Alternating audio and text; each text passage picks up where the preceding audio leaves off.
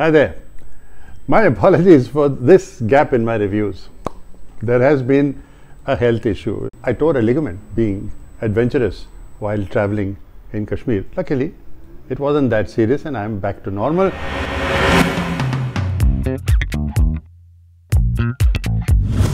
I'm happy to reconnect with all of you once again. So let me talk to you in the interim which I was able to see two very interesting TV shows which you can see now on OTT. The first is The Squid Game. Thank you, Yogesh Sahu, my perceptive friend, for bringing this series to my notice, to my attention. It is an extreme Korean show, taking desperation to a new limit, to a new level, if you like to call that, where human beings are sacrificed in a money game. Think of that ominous game called The Blue Whale, which was popular in some parts of the world a few years ago, perhaps even banned, I think, where the end game was voluntary suicide.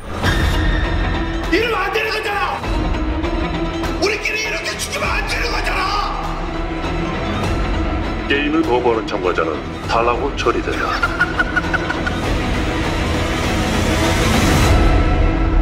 Where it is better to die than to remain in debt, where the shame and the agony of being a debtor is so painful.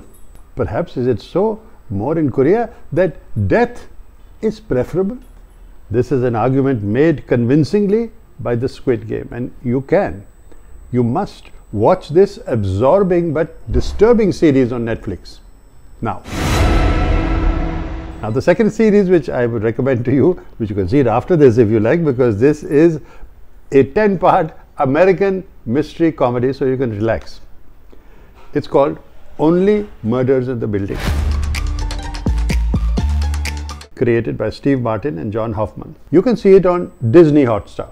Now, you know, I was a bit skeptical because stars are normally self-indulgent creatures, but this show is spot on. I got in the elevator with these two weirdos. Then Tim got in the elevator. Approximately 12 minutes from now, I will be murdered. It follows three strangers played by Steve Martin, Martin Short, and Selena Gomez, who share an obsession with a true, real-time crime podcast which follows a murder in their affluent West Side apartment. Their building is called Arconia.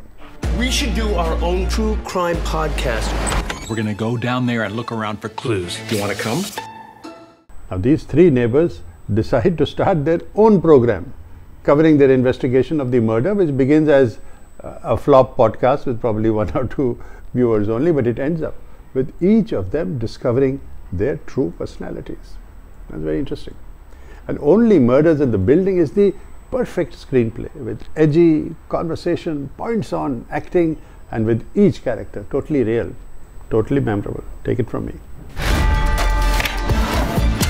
Right now, the only thing that matters is that there's a killer on the loose in our building. Oh, that is a very good line. Now, this series, of course, boasts an A-grade star cast, but it is not self-conscious about it. Steve Martin, Martin Short, Selena Gomez, and a whole host of superbly drawn characters.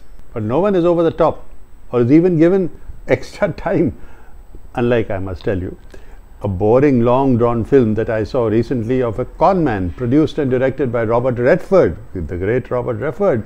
It's called The Old Man and the Gun on Amazon Prime, which even with a star cast is tiresome. But of course, if you wish to see an aging but attractive Robert Redford, you must see it.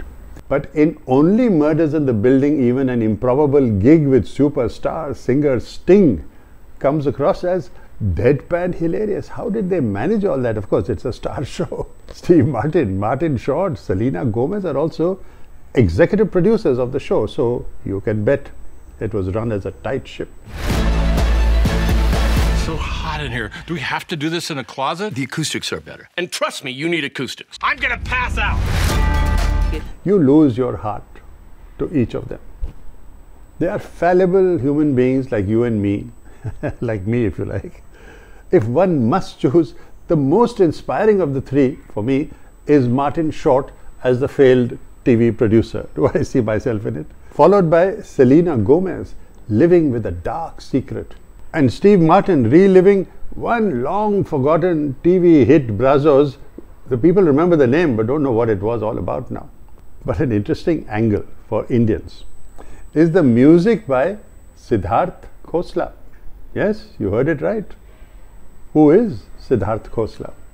Apart from my being very happy that he is one of those rare persons who also bears my first name, he is a young and very distinguished film and television music composer, singer and songwriter with Indian roots in the United States. He has already been nominated 3 times for an Emmy Award and is producer of the critically acclaimed band Gold Spot. Now, did you know he was brought up in America on a diet of Kishore Kumar and Mohammed Rafi songs, and he was the bhajan singer for his parents at the local temple. Now, he has created truly effective music for Only Murders in the Building. We are very proud of him. He is an Indian American talent to watch out for. Keep your eyes peeled. Anything can be a clue. There's a very strong chance that the killer is musical superstar Sting. Only Murders in the Building is one of the rare series where I would be nitpicking if I didn't give it 10 out of 10.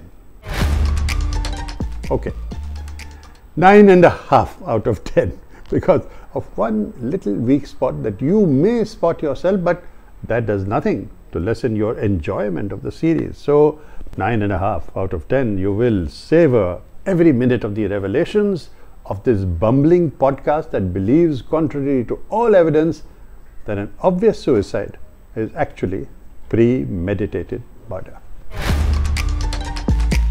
The series has already been renewed for a 2nd season. It has been announced, and already I can't wait for it. But I am apprehensive, skeptical that it is perhaps too class an act to follow successfully.